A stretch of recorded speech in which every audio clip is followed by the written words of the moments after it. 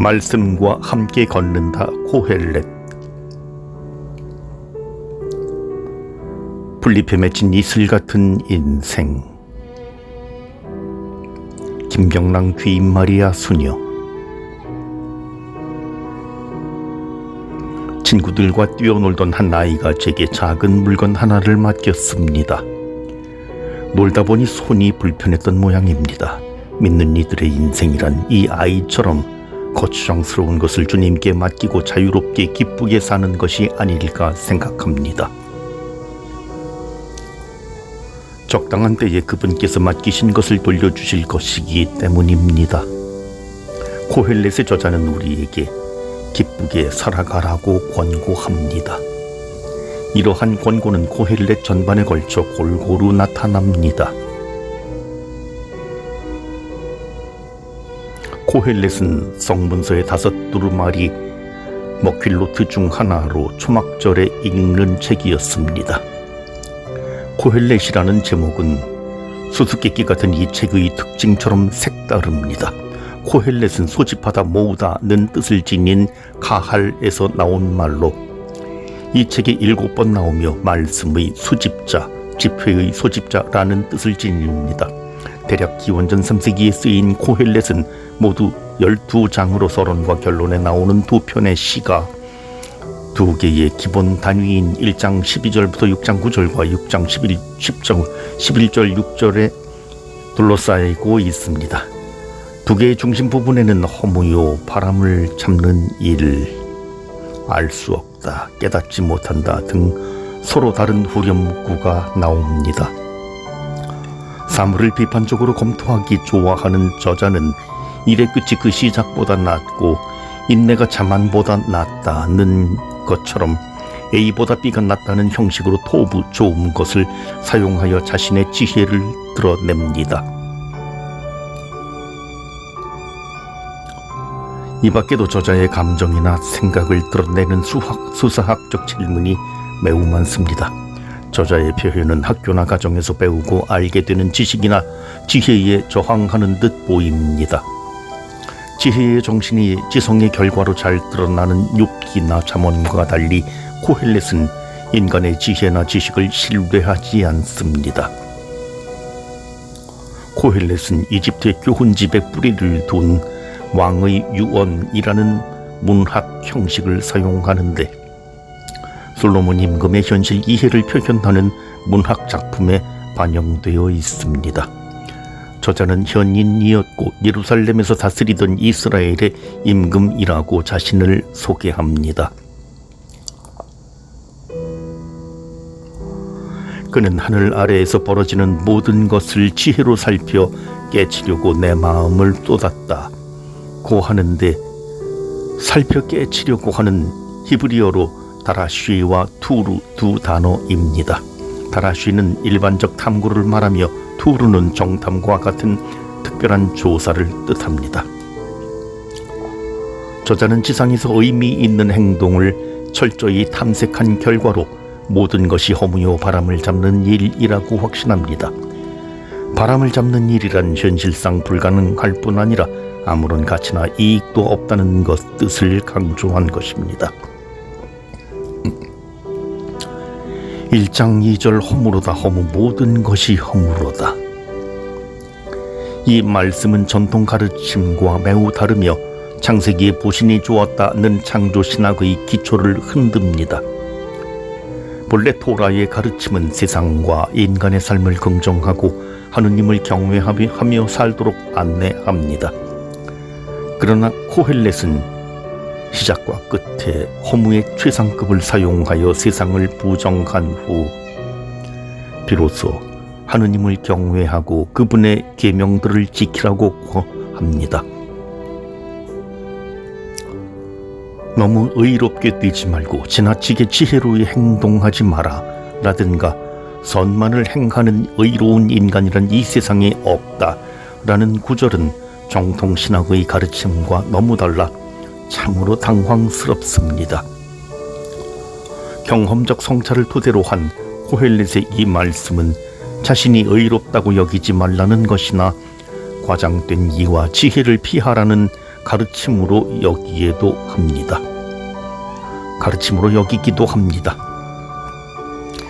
코헬렛의 저자는 전통 내용을 담은 본문 속에 자신의 신학적 신념이 담긴 본문을 적절히 삽입하여 정경 문서가 되도록 하는 데 성공하였습니다.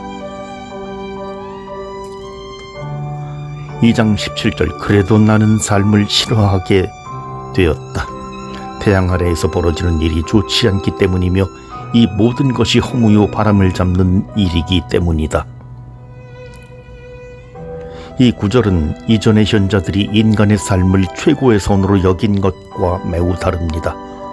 죽음은 현자들이 추구하는 모든 의미와 수고에서 얻은 것을 부질없게 만든다고 주장합니다.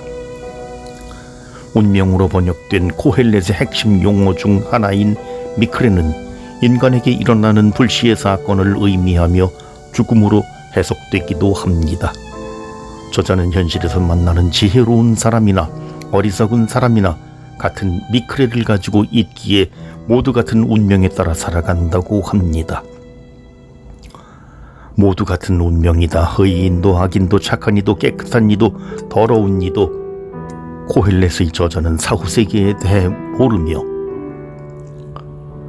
그곳에서 받을 보상이나 징벌에 대해 구체적으로 언급하지 않습니다.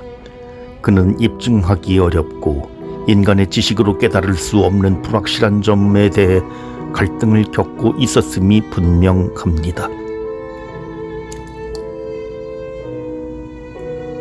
코헬렛에는 자주 반복되는 단어들이 있습니다.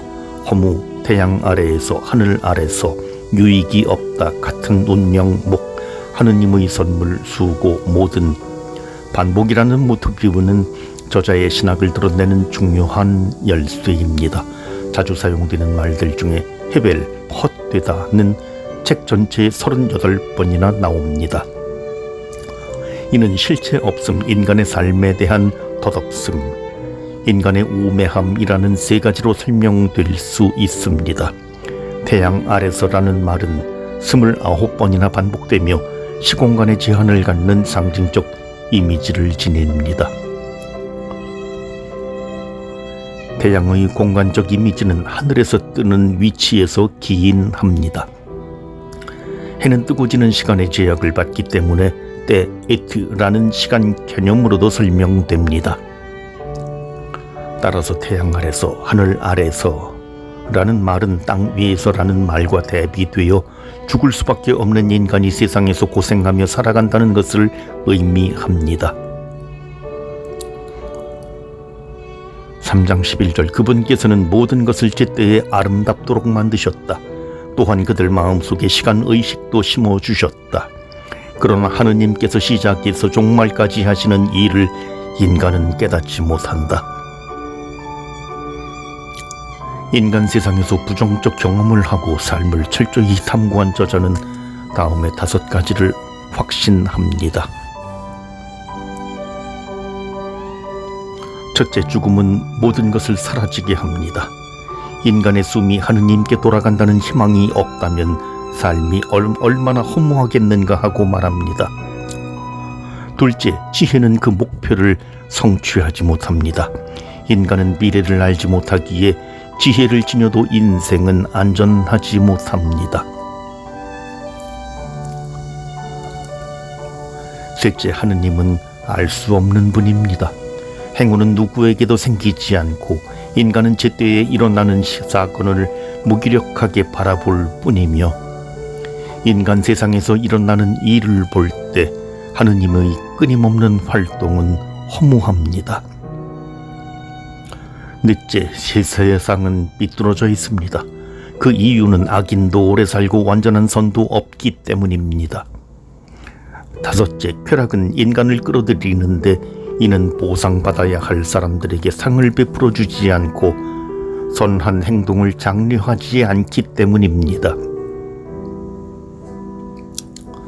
코헬렛을 살펴본 결과 저자는 진리 안에서 비판적 태도를 취하며 세상에 사는 인간은 매우 불안하고 세상의 모든 가능성이 철저히 주님의 손 안에 있다고 주장합니다.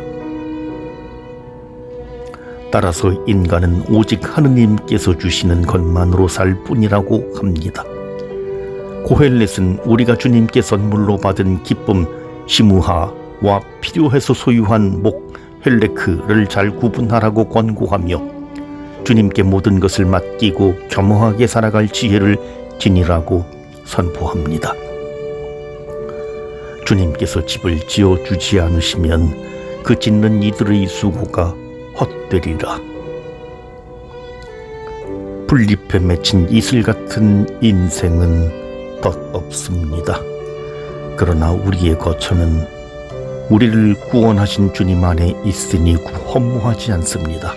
우리는 부활하신 주님께서 믿는 이들에게 주시는 주님의 몫을 받고 그분께서 허락하신 기쁨을 누리며 살아야 합니다.